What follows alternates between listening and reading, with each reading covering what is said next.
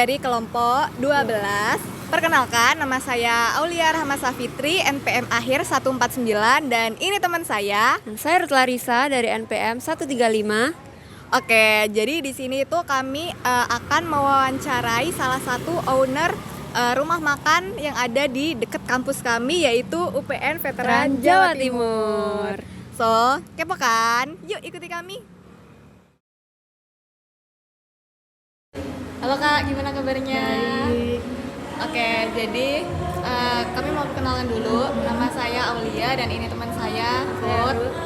Kami dari UPN Veteran Jawa Timur, program studi Administrasi Bisnis. Nah, jadi di sini tuh kami ingin mewawancarai kakaknya buat tugas akhir semester mata kuliah Teori Organisasi dan Administrasi. Apa kakaknya bersedia? Bersedia. Oke Kak, boleh perkenalan terlebih dahulu. Nama saya Mary. Kak Mary ya? Ya. Oke. Salam kenal ya Kak. Ya. Oke, langsung saja bisa dijelasin mengenai usaha yang sedang kakaknya jalani sekarang ini. Usaha kuliner sih, makanan Namanya? kayak gitu. Dapat kopi fun. Apa aja sih kendala yang kakaknya hadapi saat pertama kali memulai usaha ini? Barangkali bisa buat masukan buat teman-teman di luar sana yang ingin memulai usaha gitu. Ya banyak sih Mbak. Awal dari permulaan buka usaha itu nggak gampang. Iya. Pasti susah.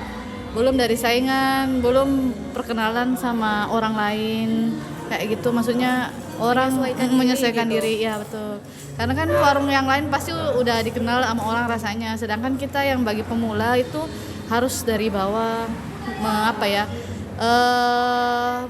menjelaskan atau mencoba untuk mencicipkan orang itu rasanya kayak gimana. Kayak gitu sih. Kendalanya kayak gitu. Oke. Terus kakaknya ngadepin kendalanya itu gimana? Awalnya sih kita bagi-bagi brosur. Bagi-bagi brosur, terus beli ini dikasih free kayak kopi atau es teh gratis kayak gitu. Awalnya kayak gitu.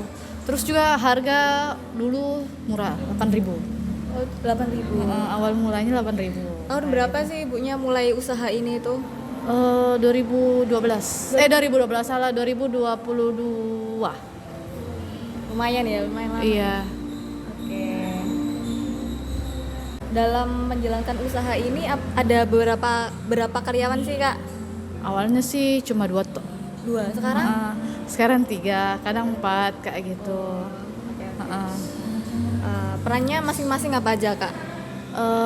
Berbagi sih, kadang ada yang membersihkan, ada yang masak kayak gitu, berbagi tugas, ada yang yang standby untuk minuman kayak gitu. Udah ada job desk-nya masing-masing gitu ya? Betul, udah ada jobnya sendiri-sendiri. Lalu bagaimana cara kakaknya mengelola dan memantau keuangan operasionalnya, kayak mesin arus kasnya biar tetap sehat gitu?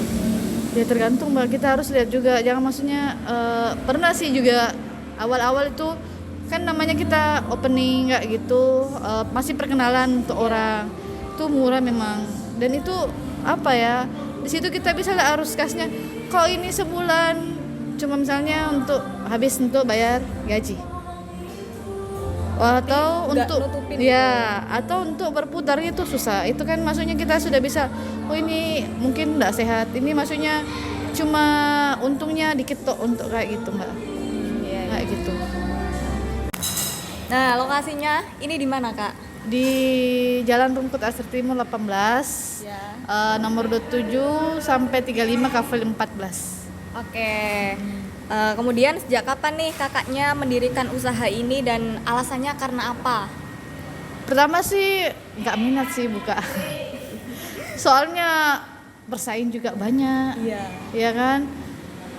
Terus saya sendiri nih orangnya cepat putus asa. Kayak gitu loh. Terus apa motivasinya gitu Kak? Sebenarnya ingin mencoba. Terus lama-lama kok orang lain bisa, saya nggak bisa kayak gitu loh. Jadi ya terus mencoba kayak gitu tantangannya. Oke. Kakaknya pas awalnya mendirikan usaha ini itu pendanaannya itu dari mana? Apa dari modal sendiri atau dari yang lain? Sendiri sih. Dari modal sendiri. Oke. Terus ini untuk mengatur jadwal karyawannya itu gimana Kak? Nah, jadwal karyawan di sini. Ya kayak mengatur jadwal jam kerjanya gitu. Iya sih kayak gini. Saya biasanya serentak semua sama. Nanti seling-seling apa ya? Beristirahat sendiri apa ya? Bergantian untuk beristirahat kayak gitu. Oke. Jadi yang setengah bekerja, yang setengah istirahat. Kalau itu sebalikannya. betul. Soalnya kalau enggak terlalu capek gitu. Iya. Oke. Oke, selanjutnya nih, pernah nggak sih kakak itu ngadepin nih tiba-tiba kayak ada masalah tantangan atau muncul dalam operasional sehari-hari? Kayak gimana sih cara ngatasinnya gitu? Apa Kayak tantangan? Iya. Tantangan mungkin dengan luar gitu atau gimana tantangannya? Ya tantangan kayak dalam operasional sehari-harinya. Banyak sih, namanya kan ini pegawai saya kadang kan banyak. Kadang selisih. Mereka ya miskom atau mereka saling ngambek-ngambekan kayak gitu. Jadi kadang ini satu cuek, satu nggak mau tahu kayak gitu.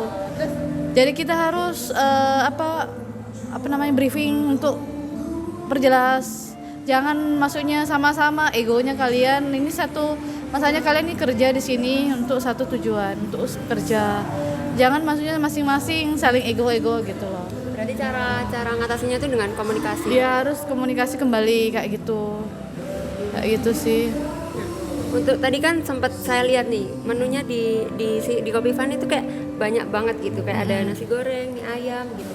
Jadi apa sih best sellernya yang di sini di Kopi Fun? Yang di sini sih masih bertahan nasi goreng sama geprek. Kayak gitu. Nah, boleh nih nanti ya untuk teman-teman yang ingin coba menu best sellernya di Kopi Fun ini. Nah, terus ini kan menunya banyak banget ya. Gimana sih cara kakaknya tuh memperoleh bahan baku buat usaha rumah makan ini? Dapatkan bahan baku. Iya. Itu ke pusat grosiran yang di mana itu ya? Lupa kok. Yang ada pusat grosiran di Jakir kah? Di mana ya itu? Itu memang di situ murah-murah dibanding di mana pasar yang biasanya. Kayak gitu. Nah, ini saya penasaran banget nih. Pernah nggak sih kayak usaha yang kakak jalan ini ngadepin kayak kenaikan bahan baku? Selalu Mbak. Iya, soalnya dari beras ini kan terakhir beras naik, ya kan? Belum lagi cabai yang naik, kayak gitu. Belum lagi ayam yang naik. Apalagi menjelang Lebaran kayak gitu. Kayak gimana sih cara ngadepin adanya kenaikan bahan baku itu? Kalau saya sih ya untuk sementara saya mencari di mana harga yang murah. Kayak ayam itu kan tetap nggak bisa seubah. Tapi saya harus tahu dulu apakah saya bertahan dulu, apakah ini akan turun atau tidak. Kayak gitu sih. Kalau dia masih menutupi untuk semua operasional pegawai kayak gitu, is okay aja gitu loh. Tapi kalau tidak, ya mau lambat round gitu pasti akan naik sendiri. Kayak gitu. Nah, selanjutnya nih, apa sih yang kakak lakukan untuk menjaga kualitas produk dan layanan di Kopi Fun ini tuh untuk tetap agar pelanggan tuh puas? Kalau saya pakai strategi sih Mbak dulu untuk pertama itu harus strategi gimana, apa sih kendala, kenapa kita lambat kayak gitu loh, salahnya di mana kayak gitu. Berarti dianalisis gitu. Iya. Apa kesalahannya? Kalau orang ini kayak biasa kan orang nggak mau nunggu. Iya. Kalau antrinya panjang banget kayak gitu. Ini apa sih kendalanya? Kok bisa ini kelamaan? Nah, kita cari solusi sama-sama apa yang bisa supaya ini cepet kayak gitu loh. Kayak gitu. Nah, selain kalau di sini nih, apa sih apa Kopi Fun nih kayak menerima pesanan melalui online kayak GoFood gitu, Shopee Food? Atau bahkan catering gitu. Terima sih. Ada GoFood, ada Shopee, Grab juga ada. Kayak gitu.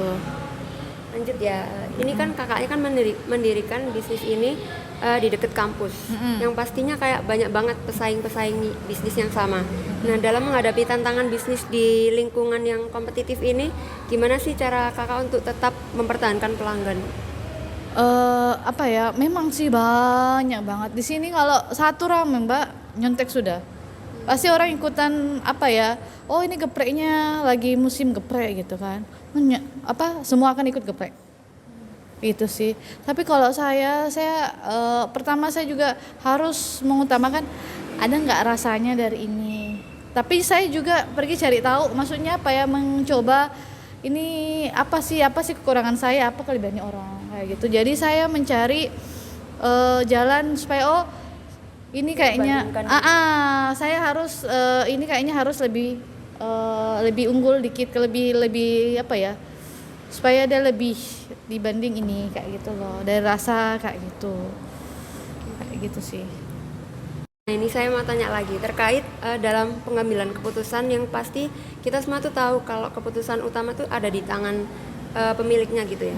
Tapi dalam proses pengambilan keputusan itu kakaknya pernah memutuskan sendiri nggak sih, kayak misalnya ada sesuatu yang crash gitu, kayak kakaknya tuh meminta masukan dari karyawan-karyawan yang ada atau memutuskan sendiri? Kalau saya sendiri ya sebagai bos pasti saya selalu minta dulu pendapat dari karyawannya kayak gitu. Nanti saya saring betul nggak ini kayak gitu. Karena kalau untuk mengambil keputusan untuk sendiri itu takutnya salah kayak gitu loh. Jadi kita harus mempertimbangkan dari sudut pandang masing-masing orang kayak gitu sih. Oke. Yang terakhir nih, gimana sih harapan kakak ke depannya untuk Kopi Fun ini? Pengennya sih buka cabang. Kayak gitu, lebih maju lagi sih. Sebenarnya kayak gitu. Dan itu sih, semoga tetap ramai kayak gitu. Amin.